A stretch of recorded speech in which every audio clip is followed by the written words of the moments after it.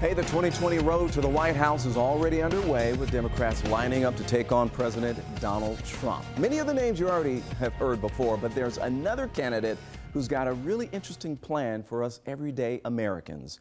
Our very own Jennifer Bellamy introduces you to Andrew Yang, candidate for president. I'm here because I believe that this economy is broken. Meet Andrew Yang, the self-described family man, son of immigrants, attorney and entrepreneur by trade, and he hopes a future president of the United States. We need to start fixing this economy so it works for us, for human beings. Yang is running as a Democrat on the platform of universal basic income, a form of Social Security that guarantees a certain amount of money to every citizen. Under Yang's plan, every American would get $1,000 each month, no strings attached. No tests, no work requirement, just U.S. citizenship and a minimum age of 18. The money would come from consolidating some current welfare programs and creating a value-added tax of 10% on goods and services, a plan that Yang says would make it harder for corporations to avoid paying their fair share. He says it's a solid foundation for a stable and prosperous society that's neither communist nor socialist. It's actually very, very capitalist. It's the future of capitalism. And I'm a CEO and business person. Consumer markets work much, much better when people have money to spend. And that's true for businesses as well. But why have a universal basic income at all?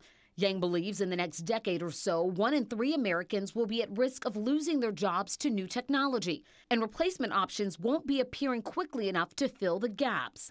It's a solution tech giants Elon Musk and Mark Zuckerberg have both commented on as well, saying the idea is inevitable or necessary.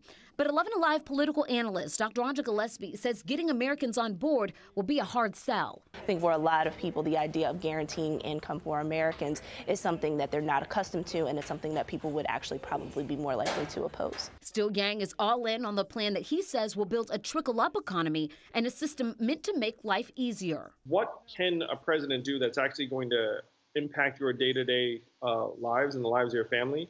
And there's nothing your government can do that would be better than sending every adult $1,000 a month. Reorganize the economy around us, the owners and shareholders of this, the richest country in the history of the world.